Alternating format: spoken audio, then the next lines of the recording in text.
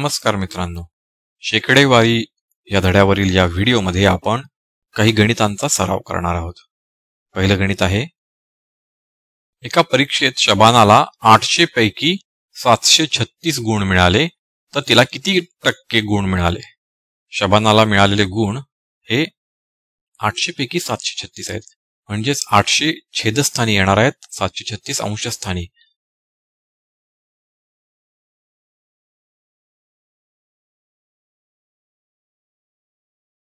इतके तिला गुण मिळालेले आहेत. आणि आपल्याला माहिती आहे, अपूर्णांकाला जेव्हा आपल्याला टक्क्यामध्ये रूपांतर करायचं असतं तेव्हा आपण त्याला 100% गुणतो. आणि असे करताना आपण त्याची किंमत बदलत नाही आहोत, कारण का हे 100% म्हणजे 100/100 आहे. 2 शून्य 2 शून्य गेले, 8 1 8, 8 9 72, एक राहिला 16, 8 2 16, म्हणजेच 92%. शबानाला 92% गुण मिळाले. पुढचं गणित करूयात. दहीहंडा गावातील शाळेत 500 विद्यार्थी आहेत, त्यापैकी 350 विद्यार्थ्यांना पोहता येते, तर किती टक्के विद्यार्थ्यांना पोहता येते आणि किती टक्के विद्यार्थ्यांना पोहता येत नाही? किती टक्के विद्यार्थ्यांना पोहता येते याच्यासाठी आपल्याला माहिती आहे, 350 विद्यार्थ्यांना पोहता येते 500 पैकी. म्हणजेच जर अपूर्णांकाच्या स्वरूपात आपण लिहिलं तर 350 हा अंश आहे आणि 500 हा छेद आहे.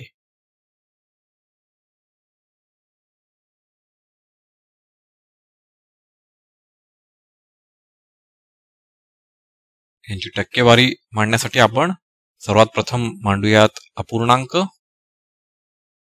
350 छेद 500 आणि त्याला गुणूया 100%. ही आपल्याला मिळणार आहे टक्केवारी. पोहता येणाऱ्या विद्यार्थ्यांची संख्या आहे 350, एकूण विद्यार्थी आहेत 500, म्हणजे पोहता येणाऱ्या विद्यार्थ्यांची जर अपूर्णांक पाहिला आपण तर तो आहे 350 छेद 500. त्याला गुणलं 100%, तर आपल्याला मिळणार आहे टक्केवारी. 2 शून्य 2 शून्य गेली, 5 1 5, 5 7 35, 70, म्हणजे 70% विद्यार्थ्यांना पोहता येतं. आता पोहता न येणारे विद्यार्थी हे आपल्याला दोन प्रकारे पाहता येईल. एक तर 350 विद्यार्थ्यांना पोहता येतं, तर किती विद्यार्थ्यांना पोहता येत नाही? 500 वजा 350 एवढ्या विद्यार्थ्यांना पोहता येत नाही. आणि मग आपण त्यांची टक्केवारी काढण्यासाठी त्यांचा अपूर्णांक गुणिले 100% असे करू शकतो. किंवा संपूर्ण शाळेतील विद्यार्थ्यांची संख्या असणार आहे 100%, त्यातून 70% वजा केले तर आपल्याला मिळणार आहेत विद्यार्थी ज्यांना पोहता येत नाही.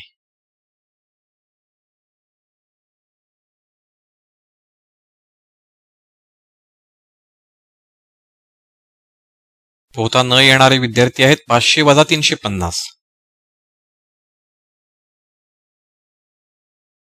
आणि एकूण विद्यार्थी आहेत 500 गुणिले 100%.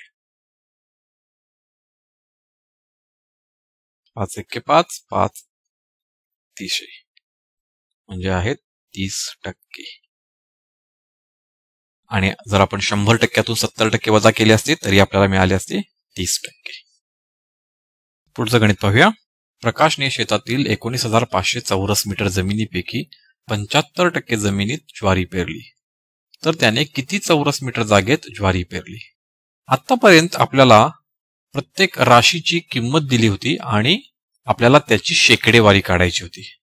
आता इथे उलट आहे, शेकडेवारी दिलेली आहे आणि त्या राशीची किंमत किती आहे हे आपल्याला काढायचं आहे.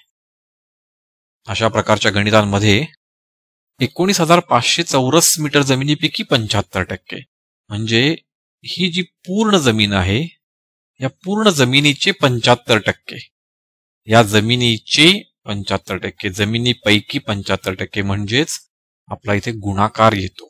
कारण 75% ही जी संख्या आहे ही सुद्धा अपूर्णांकाचंच एक रूप आहे आणि त्यामुळे जेव्हा पैकी च्या चे जे येतं तेव्हा तो गुणाकार असतो.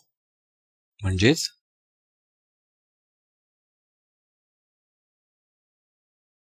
ज्वारी पेरलेली जमीन बरोबर 75%, 19,500 पैकी म्हणजे 19,500 पैकी म्हणजे गुणाकार 75%. 75% आपण इथे अपूर्णांकाच्या रूपात लिहायचा आहे, म्हणजेच 75/100. संपूर्ण जमीन आहे, या संपूर्ण जमिनीच्या 75%, च्या म्हणजे गुणाकार 75%.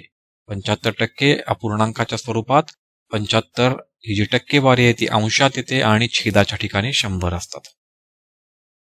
म्हणजेच हे 2 शून्य गेले, हे 2 शून्य गेले, 195 गुणिले 75, 13,125 चौरस मीटर.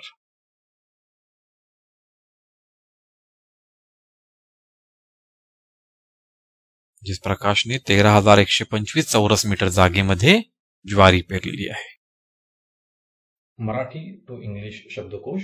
शेकडेवारी किंवा टक्केवारी, पर्सेंटेज, टक्के किंवा टक्का, पर्सेंट. आम्हाला खात्री आहे तुम्हाला हा व्हिडिओ आवडला असेलच, तर मग लाईक करा, सबस्क्राईब करा आणि तुमच्या मित्रांबरोबर शेअर सुद्धा करा. आमचे इतर व्हिडिओज पाहण्यासाठी खालील व्हिडिओ लिंक्सवर क्लिक करा.